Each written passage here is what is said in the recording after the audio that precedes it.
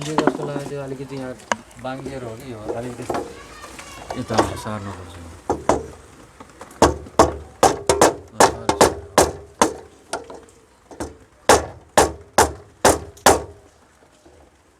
अनि पस्छ त आफै पस्छ के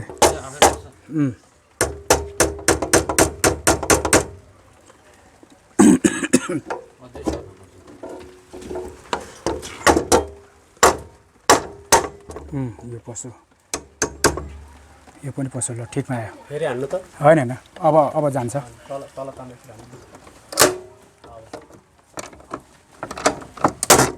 यसरी पस्नुपर्छ के अघि अलि सरेर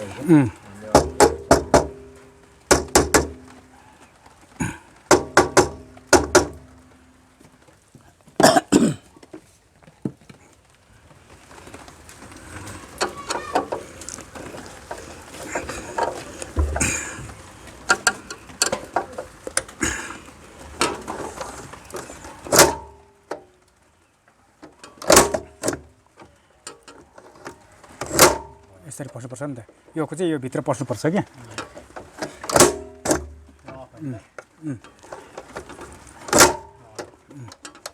ठिक हजुर यत्रो त बाहिरको यसको बाहिरको ठिकै छ अब यो कुनाको सुन्नु हो यो आरवाइबी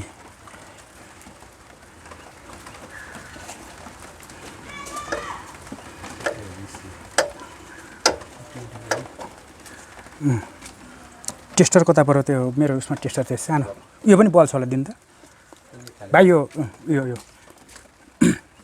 त्यो मेरो झोलामा पहेँलो उतै होला स्क्रुड्राइभर हेर्नु त त्यो भाँच्यो भने पस्छ त्यो पहेँलो छ क्या देखाउनु गर तपाईँको टेस्टर थियो नि यहीँ छ या त्यो यहीँ छ भयो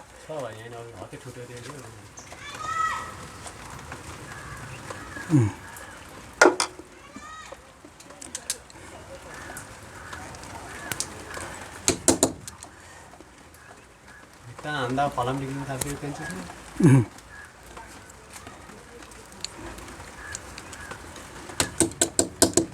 सामान फेरि घरमै छोडिएछ कि हतार त मिल्दाखेरि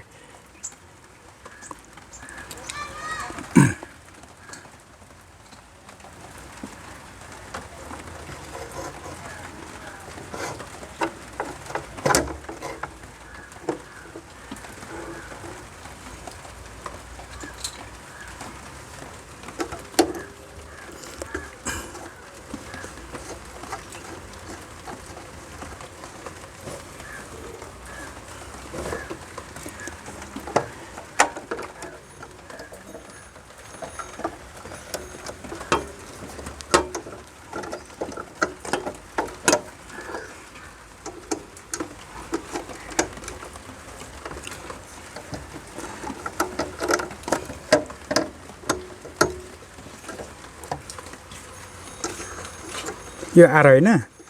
यो आर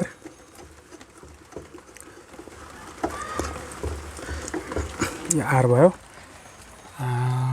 वाइ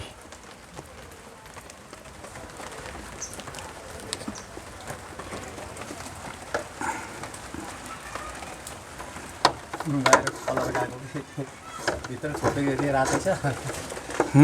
छोपेको यति भित्र मिटर भएको रातो होइन बाहिर होइन आरवाई बी त्यही हो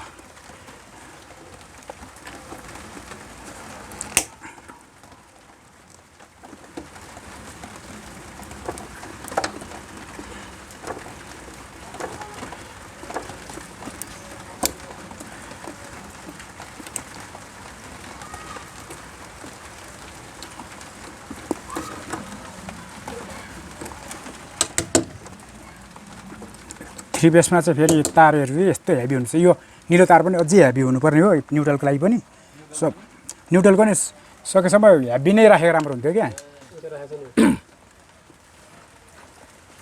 रातै जत्रो भयो त त्यो भयो एकदम ठिक हुन्छ क्या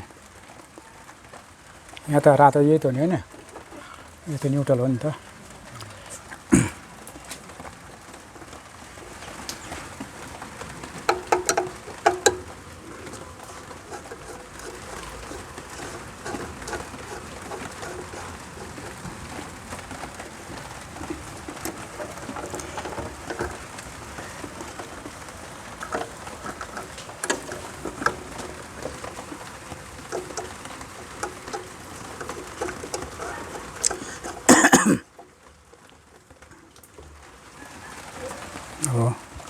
RYB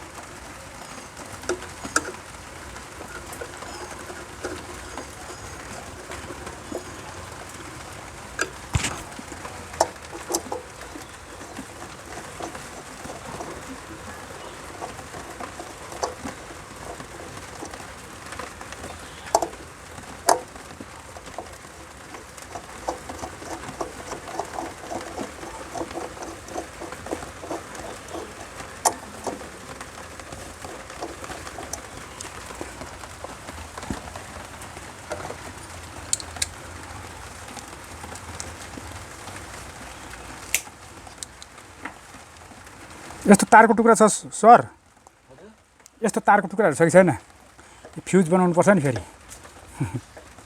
यसको यस्तो तार छ भने उतै फ्युज टिम फ्युज बनाउनु पर्यो नि अब त्यो त हो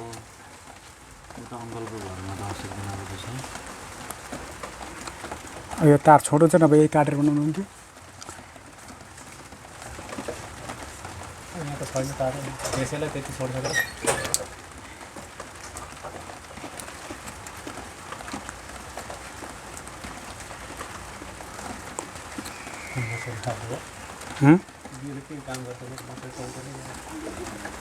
न्युट्रल पनि छोटो भयो त यार पुग्दैन क्या न्युट्रल है माथि नै कि यहाँ न्युट्रल तल ऊ यहाँ माथि हजुर ए हुन्छ पक्नु है यो पुग्छ पुग्दैन त्यसलाई डाइरेक्ट छिराएर त्यो अघि तपाईले हालेको ऊ यहाँ माथि यसलाई छोटो गर्नु पर्छ त्यो बेरिएकोलाई चाहिँ खोलेर डाइरेक्ट उता खिच्ने कुनलाई त्यो अलिक माथि तान्नु मिल्छ नि त्यो बेरिएको अलिक तल न्युट्रल तान्नु तारमा जे लेखा नि त कुन त्यो क्या अलि न्युट्रल तल तानेको कि अनि आइसकेको चाहिँ सोचेर आइसकेको छ नपुग्ने रहेछ न्युट्रल गाँच्नु पर्ने भयो गाँच्नु पर्ने भयो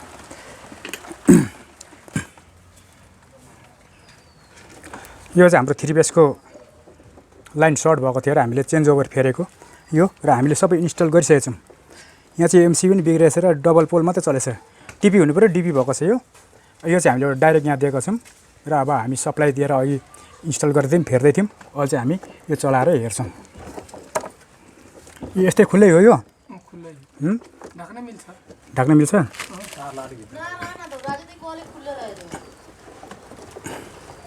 सामान तार त यस्तो त रहेछ डर होस् यति भयो नि हुन्छ के हुन यो चाहिँ पर्दैन पानी यो हामीले अन गऱ्यौँ अब मेसिन चलाएर हामी देखाउँछौँ यो पनि अन गर्छौँ अन गर्दै हुन्छ यता टाइम त अन गरेको मजाले म माथिले चाहिँ हजुर बस ल अब मेसिनतिर जाउँ न ल अब हामी यो चाहिँ 3 बेसको चाहिँ चलाउनु गइरहेको छौँ मेसिन चलाएर हेरौँ यहाँ अन छ कि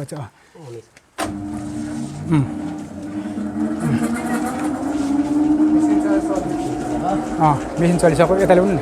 यता मेसिनै देखेन के हो त्यहाँ देखाउनु है मेसिन चलाएर चाहिँ रुवा पेल्ने मेसिन रहेछ मेसिन चलिसकेको छ अनि यहाँ मोटर पनि चलिसकेको छ त्यो हाम्रो यो काम सफल भएछ यो चाहिँ हामी मेसिनको पावर जोड्न आएको थियौँ र अहिले ठिक छ मेसिन त्यसै गरी अब हामी यो हेर्छौँ यो तार फुतिएको यो कुन पोलको फेरि कहाँ थियो यो यो बिचको हो ए ल ठिक छ है त्यो झारिदिउँ न झारिदिउँ यो म जोडिदिन्छु पेन्चिस पनि लिएर आऊँ ल रातो प्लायर यसको लागि